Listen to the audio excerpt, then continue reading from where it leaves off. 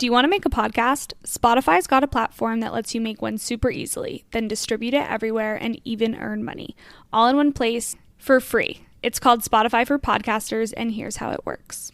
Spotify for Podcasters lets you record and edit podcasts right from your phone or computer. So no matter what your setup is like, you can start creating today. You can distribute your podcast to Spotify and everywhere else podcasts are heard.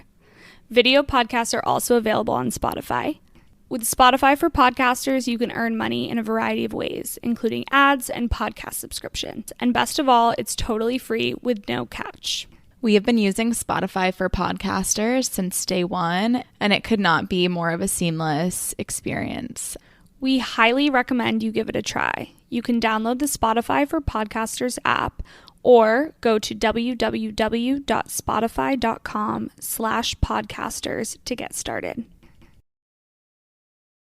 Hey there! Did you know Kroger always gives you savings and rewards on top of our lower than low prices?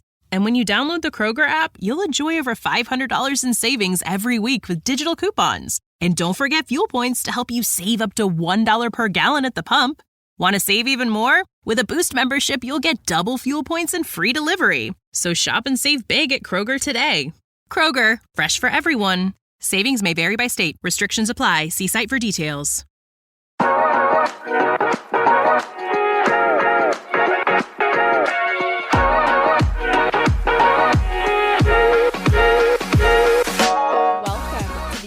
Podcast. This is Court. And this is Ashley, and we are coming at you live from Boston on a gloomy Friday morning. And I believe, if I do my math correctly, this is our first episode of February. Ooh. That's exciting. A new month, fresh start. Love it. By this time, we have finished dry January successfully with ease. I don't know, but last night we had ease. Ashley and I went to dinner with Matt and Joe last night at Carmelina's in the North End. And I think that was the first time I was craving alcohol the whole month of January. Same. Just needed a glass of a red wine with dinner. Yeah, and it was just the pre-dinner, like when we're sitting there after we just ordered our food. And I was like, wow, like a glass of red wine would hit right now.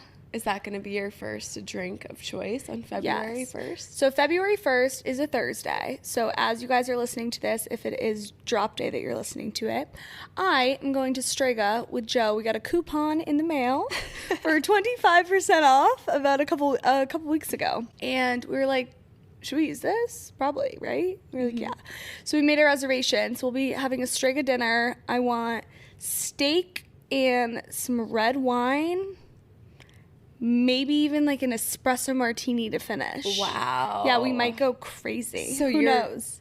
You're like getting drunk. Yeah, absolutely. And your tolerance is going to be so out of whack. It is. Honestly, I feel like I don't miss drinking a lot. I just miss the one cocktail or the one glass of wine. So I actually feel like this month was transformative for me. Oh, that's great. Also, I don't know about you, but you know when people talk about becoming sober and like they experience this sense of clarity? Yes. Your girl has the clarity. I know.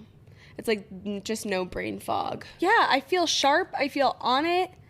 It's a really nice feeling. Yeah, seriously. To feel my best. Well, I am definitely one of those people where after a weekend of drinking or even just like a night of drinking, I don't feel good the next day. Like, not that I am so wildly hungover, but I'm not as sharp and I'm not as there. Like, I specifically remember Mondays, even if I drank on a Saturday, I just felt so groggy, especially in college. And that's a feeling I would like to never experience again. Yeah. But I'm also not giving up alcohol for the rest of my life. No, so. of course. But it's called balance. It is called balance here at You Can Do Both. Yes. Also, guys, this is our 71st episode. Yeah. That's crazy. That is wild. We have been on this journey for 2 years now. We're coming up on the 2-year anniversary. It's in February. I think it's like February 10th or something. Yeah, so it's probably in like next week week or 2. Yeah. Oh my god, we have to do something to celebrate. We're at episode 71, which means season 3 is coming to a close soon. Which is so crazy because Ashley texted that to me yesterday and I was like, hold up. Don't we typically take our breaks in the summertime and it's simply not even spring yet? And then we were both reminded that we were just on top of our shit all of season 3. Previously, we would skip an episode, maybe only release 3 a month or 2 a month if life got crazy. But I'm so proud of us for being consistent this past season. Yeah, it's been amazing. It's like we're almost done and we're going to take a short break and then come back for season 4. Like season 4 sounds good. Crazy. Season 4 in 2024, like the stars are aligning. One more thing we have to share. At dinner last night, Matt drove us. So we're driving over and Carmelina's is in the north end. So like it's in smack dab in the center of Hanover. I just spilt my coffee on our chair babies. I think it's going to come out, but if you're wondering why there's a paper towel here. And I think that happened so that I could move my car and not get towed. Things are happening for a reason and it's all in our favor. You're so right. Yeah. Were there trucks out there? Yeah, there were commercial vehicles. There were? Yeah, unloading. There were commercial vehicles. In the commercial vehicle zone. Wow, what a concept. Just my little car and all the commercial vehicles. So we're good. We're back on track. Yes. So what I was trying to tell you is Matt drove us to dinner last night. And if anyone is familiar with Boston and the North End, you know it's impossible to find parking. Like there's no street parking. There's no meters there. I don't really know what we were expecting, but Matt was like... He was so adamant. He was like, have you ever heard of manifesting? Yeah. And we were like, okay, Matt, this one might be a little bit of a stretch.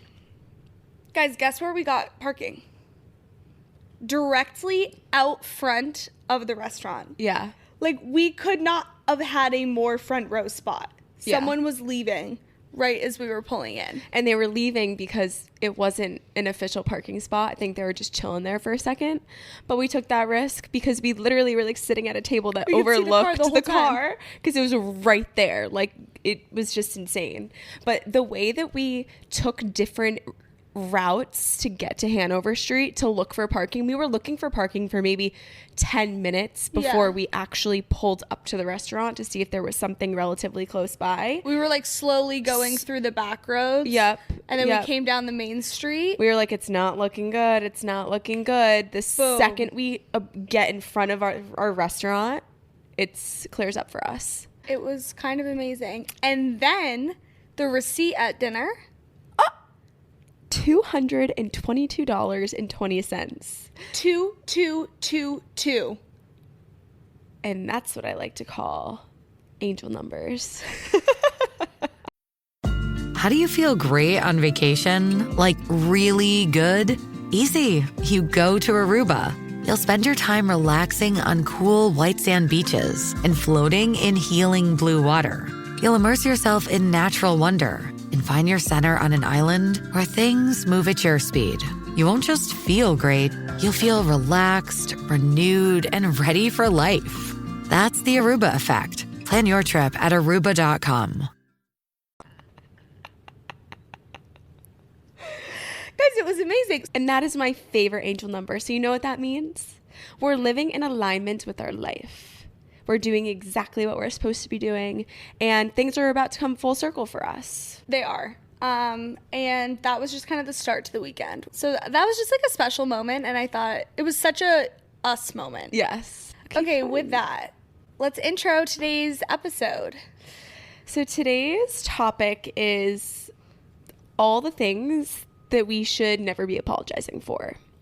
And that might sound pretty abrupt, and that's because it is. As females, I really feel like we take on a lot and we feel really deeply, which is our superpower, to be honest. Like the way we empathize, men can't relate. No. However, it can kind of make us succumb to others in certain situations and almost not give us the power that we should have. So we're going to be giving you a list of all of the things that we shouldn't be apologizing for and like why we should never apologize for these things. These can be larger things, but also just the words of saying, oh, I'm sorry. Oh, I'm so sorry. I'm so sorry. How many times do you like bump into somebody or like you're saying, excuse me, but you're like, so sorry, excuse me. Yep. Why do we need to say you're so sorry? Say, oh, excuse me. Assert your power. Assert your dominance. Exactly. So we're going to talk about bigger things, but then we're also going to talk about smaller things. So depending on the situation when you're apologizing, it puts us at a disadvantage and makes us appear as not as the confident bosses that we actually are. Weak little girls. And allows people to step over us further when it does. We shouldn't even be apologizing in the first place, but it's just our tendency to be like, I'm so sorry. Yeah. It's like, actually, you were in the wrong. I don't know why I'm apologizing. Literally that. Like, what the hell? Literally that. Okay, so first one. Making a life decision that is best for you. Yeah, I think so many women struggle with this when it comes to, oh my goodness, I really want to make this decision.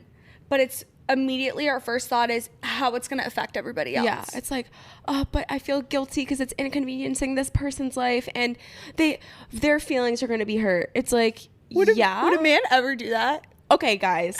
I was having a difficult conversation at work a couple weeks ago. I was making a literal script and I was confiding in Matt, being like, does this sound okay? Whatever. He's like, Courtney, why don't you just say blank, blank, blank? Like, just say it straight out. I was like, but how could I ever just tell them like bluntly this or whatever? Like we feel the need to sugarcoat and ease into a difficult conversation as opposed to just ripping off a Band-Aid where men literally wouldn't think twice about how they should be navigating other people's emotions. Exactly. And I think we all just need to agree to be more direct. Yeah. Get to the point. Yeah. And stop trying to sugarcoat. I mean, we can be aware of how other people are feeling and recognize that. But we don't need it to take a toll on like how we deliver news and all of those things. Exactly. So an example, one of my best friends and work wives, she left our company a few months ago, and I knew before anybody else because like we were obviously and still are close friends. And she literally like sat with herself for days. Like, I don't know how to do this. I'm leaving such a good team behind. I'm about X, Y, and Z. Like, I feel so bad for my decision. And it's like, hold up, girly, you're literally making a decision that's going to propel your career and your every which part of your life. This is not something you should be apologizing for. No, that's a good example. All right. So the next one is saying no to people. I think whenever we kind of reject somebody or say no, our immediate thought is, oh, I'm so sorry. Like, I can't make it. Oh, I'm so sorry. I'm not a big fan of this. Like, I don't think I want to go. Yeah. Or whatever it is. We don't need to apologize. Just say no. Politely decline. Yeah. And that's okay. Yep. We don't need to feel guilty for not saying yes to everything in our lives. Similar to last week, like, you have to put yourself first. I have an example for this one because I like still feel guilty to this day. But female nature. Matt's friends wanted to come visit Boston on a weekend when I was hosting the holiday party. And they texted Matt, and Matt's obvious like first instinct is like, of course, like come up, stay with us, whatever. But I was already so stressed going into that weekend. I was leaving for Florida a couple days later. I had so much packing, organizing to do.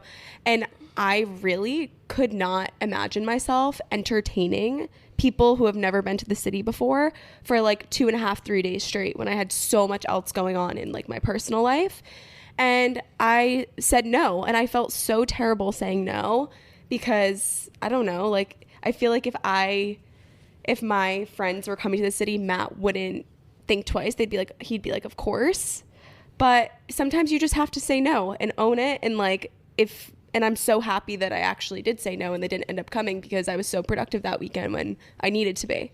No, I actually love that example because that's a situation where you're putting up boundaries. Yeah. And I don't think you need to apologize for that at all. It's like, no, this is actually something I don't want and I'm not going to like force myself into this situation. I'm not going to enjoy it. Like, I would love for you guys to come up. Let's think of a different weekend. Exactly. And they came a few weekends later. And a nice compromise. Yeah. I love that. Same. It was a hard decision, but it was like the best one. Yeah. Another great example. Thank you. Okay. Third one, outgrowing people, situations, and jobs. This is such a normal piece of life.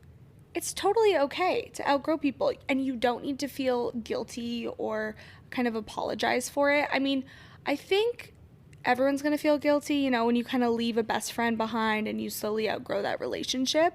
But it's a two-way street, and there's somebody on the other side of that. So it's not just all on you. Yeah, correct. I think friendship breakups or just growing apart is a whole topic in itself.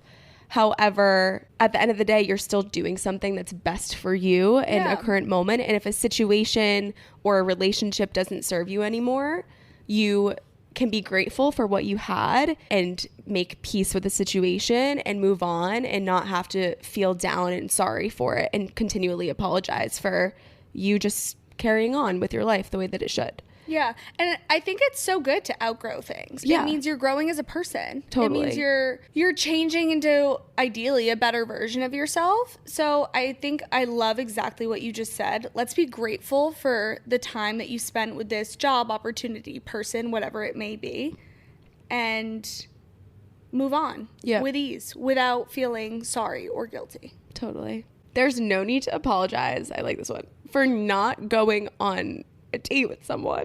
No, this is probably my favorite one on this list. I've been in this situation where I feel so guilty saying no, so I will just say yes. Of course. But then it comes to a point where if now you're going on the dates, you got to break it off because you knew it from the start. It was never going to work. Literally. And it's so awkward. And usually the situation happens when like it's a setup or you're introduced through somebody. So then there's two people involved and you don't want to let them both down. And like you feel really guilty. But at the end of the day, if you know it's not going to work, like save everybody the heartbreak, the effort, the energy. Just say no. You don't need to apologize. You're saving everybody in that situation. Yeah. Including yourself. Yeah. That example reminds me of people that don't ghost and just simply like text, say, I loved like getting to know you. However, I don't think this is the best for both of us. Wish you the best of luck. Like that is so mature and it's not rips off the Band-Aid. And it's not, I'm so sorry. It's like, why are you apologizing if the feeling or the chemistry is just not there? Like that's something you can't control. And so you are nice about it, but then you just tell them how it is and you go your separate ways, period. Love it. I'm just thinking about like how I would be if I was single right now. Oh, that situation that I just described, I've never once done. I always ghosted, for sure. I like to think that if I was single right now, I would be ruthless like that. And I would say, hey, like I'm not interested in seeing you anymore. Would. I think I would too, but pre-Matt, not interested. Some people just didn't deserve a farewell. Yeah. No, before, as you all know, I was, going on a lot of dates before I met Joe. I didn't formally like cut it off with anybody. No. They were still texting me like, hey, like you want to still get dinner? I was just not answering. I mean, what else? Sorry. Oops. They'll get the picture And at some point. I think they followed me on Instagram. So then all of a sudden I'm posting Joe and they're like, did we overlap? I'm like, no, it was just 3 days later. I just met him 3 days later. I'm not okay. That is so funny.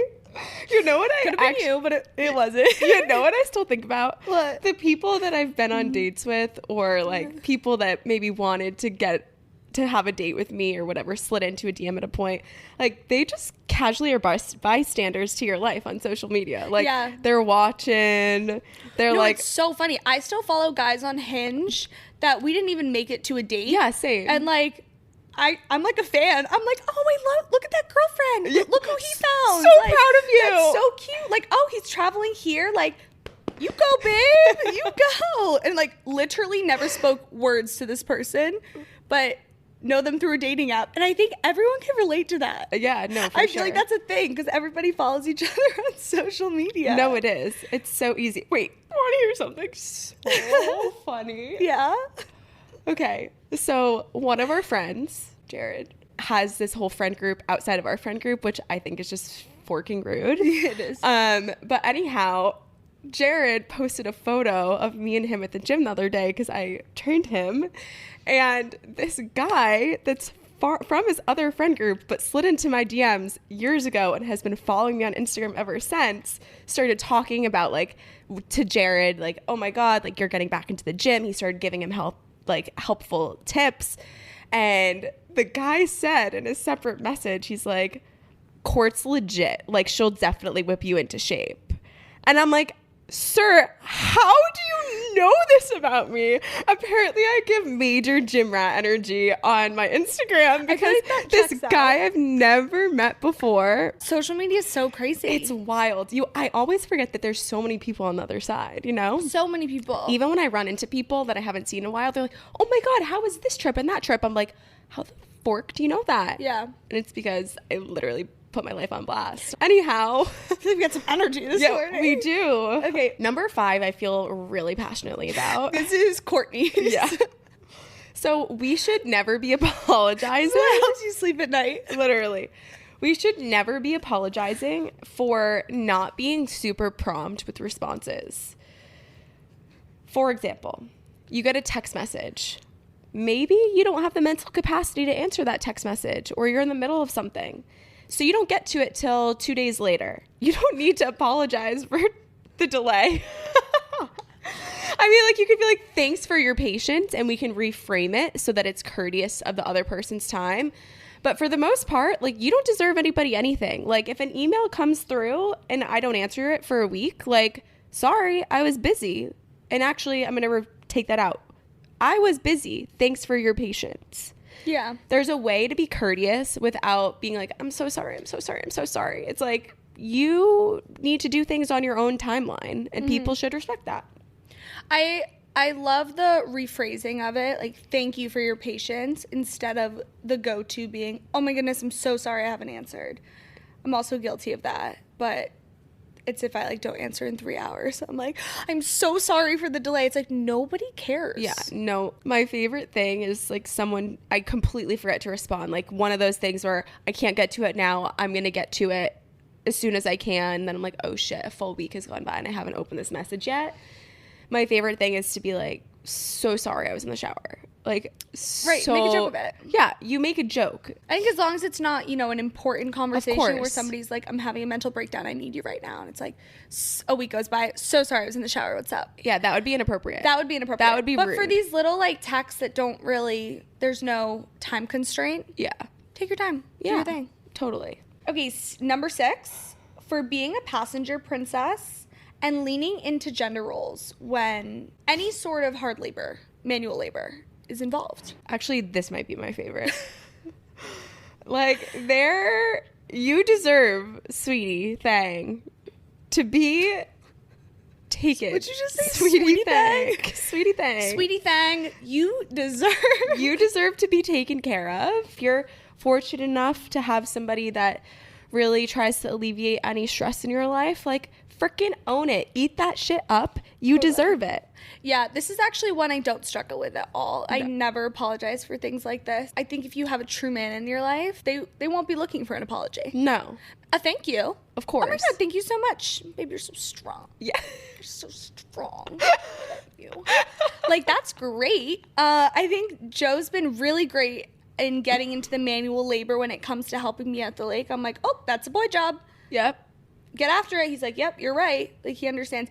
Going through, what man would ever want to watch his woman pick up her own suitcase to put it in the overhead carry-on? Yeah. Can I do it? Sure. Will I do it when I'm alone? Absolutely. When I'm with you, I should never have to touch it. Totally. I cannot wait for you to see Matt and I travel together. You're going to just die of laughter. Because he carries everything? He carries everything. He also is like, he has patience for me, but he, like, jokes that he doesn't have patience. Like, yeah. He's the type of person that he knows when I'm, like, about to drop something. Yeah. So he'll, like, I'll be holding stuff and he'll just take everything. He's like, I don't want to have to deal with you dropping shit. Like, I'm just going to take everything. I love that. Like, it's quite comical. And I have this hysterical video, but it's, like, funny knowing I was in the moment. I don't know if it'd be funny to anybody else watching it back, but I captured this moment when we were traveling in Portugal. I am like passenger princess, like recording. I'm holding nothing. The man has every bag and suitcase in front of us, and I'm recording us walking into the airport. And in the moment, he like frantically turns around. He's like, "You have your phone, right?" Like he didn't know I was recording. He's like, even though he's carrying everything, he still has to make sure that I have my belongings. Yeah, and it's like, love that. It's just so comforting. It is. It's like those, I mean, we see this, you know, kind of trend when you're with your man, your brain just shuts off. Yeah. Traveling with your man, like he's taking care of everything. Yeah, you don't need to bring your wallet. Oh my God, I was dying. I was watching a Delaney Childs YouTube video a couple days ago, and the girls were at dinner with their husbands or their boyfriends, and it was time to pay for the bill, and the bill came, and they're pulling everything out of their wallet, like their Summer Fridays lip balm, their this, their that, and they were like putting it on the check. They're like, "You think that'll cover it?" Because like neither of them had their wallets, had a credit card, anything. And it's okay to lean into that. I actually encourage people to find a partner where like you can feel that taken care of. Yeah, absolutely. More than just monetarily. Yeah. Love being females in those situations. I love being a woman. I love being a woman. Okay, number 7. Asking for help. This is a really hard one that I think a lot of people in general struggle with. It's like a control power situation. It's like, I don't want to burden somebody else with my problems. This is your sign that you just can ask for help. In fact, the closest people around you will be so grateful that you shared some intimate problems or situations that you're navigating. And it's not something that you should feel sorry for. It's like, that's why you have a close circle. And I'm sure in other situations, you are that person to somebody else. So you deserve to be taken care of sometimes too when you really need it. Yeah. And I think if anyone makes you feel guilty for asking for help, those aren't necessarily your people. Like, so at work, I've never once had anybody make me feel guilty for asking a question or clarifying something or following up again. And it speaks a lot about our culture, and our culture is something we really pride ourselves on at work. And I think it just speaks volumes to the people around you. Totally. Like if anybody at work were to make me feel guilty or make me feel sorry for asking a question, realistically, like they're the outlier, and like they actually don't fit into that culture. So you can kind of do that same analysis in your life and be like, oh, that's weird. Like when I asked this person for help, they weren't really there for me and they kind of made me feel guilty. Okay, get them out of there. Yeah. That's not a you thing. That's a them. Totally. Numero 8. Ocho, baby. Being emotional. I'm pretty emotional. You're pretty dramatic. I think those are 2 separate things. Yeah. True. It is, but I'm currently on my period right now, if you didn't know. So wow. Things are heightened. Gotcha. Joe calls me emotional all the time, and I don't really apologize for it. I don't think we need to apologize for it. No. I think he should apologize for not knowing the last time he cried. Yeah. I think that's some inner work that he needs to go through. But we all have emotions. It's a human experience. Let's lean into them. You're feeling things. It's good. You're experiencing life. I don't think we need to apologize. And I think that's hard to do when you feel like you are emotionally like taxing on somebody. I think we definitely need to be aware of how much we are dumping onto somebody. But assuming, you know, it's your normal, average emotions, you don't need to apologize for feeling. Yeah. I think I say either to myself or to other people at least once a day, your emotions are valid. Like you deserve to feel how you need to feel. And if you don't feel, then you're repressing and you're not being healthy about it. And eventually those emotions are going to burst out in another way.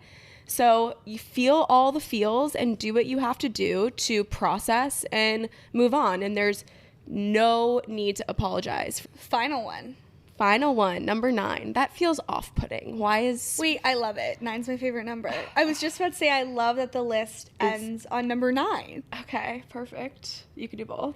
You can. Final thing you don't have to apologize for is having high expectations for people in your life, for men, and how you expect to be treated. I think we talked about this in the previous episode, but when you treat yourself so well, there's no reason you should be lowering your standards for other people around you. I think you have to be careful with this one because you can't expect somebody to read your mind and do all of these little things. Yep. But I think your core values, you can have high expectations for how you expect to be treated. So, for example, in the dating scene, you expect to not play games with somebody. And that's kind of like a boundary and an expectation you have with all of these dating candidates. And if somebody's like playing a game with you, it's perfectly valid. You're not for me then. Yeah. You don't meet my expectations, and I'm going to move on to the next for somebody who is going to treat me the way I want to be treated. Yeah. It's like, don't compromise your own values and what you believe to stoop to somebody else's level. Yeah. Yeah. Yeah. Yeah. Yeah. Yeah. Are you feeling empowered as a female? I actually am. This conversation really lifted me and this stain up. So I'm feeling really good now that I look down and our gorgeous babies are not stained. And I'm feeling empowered. I feel like I'm probably never going to say I'm sorry again. Kidding. Moral of the story here is there's a way to have empathy and be courteous of other people's emotions without succumbing yourself or putting yourself down in the process. You don't need to feel guilty about how you feel and the decisions that you're making. You can be courteous of people's emotions, but at the end of the day, you don't need to lead with, I'm so sorry, with everything that you do and the decisions you make in your life. I hope this came off as exactly what you said and not, we are the best. I am never in the wrong. I will never apologize. No. That's not the vibe we're trying to bring. It's not making yourself vulnerable by apologizing and feeling guilty and like trying to meet everybody else's needs without meeting your own first. Exactly. And as much as we're drilling this into your heads, we're also drilling this into our own.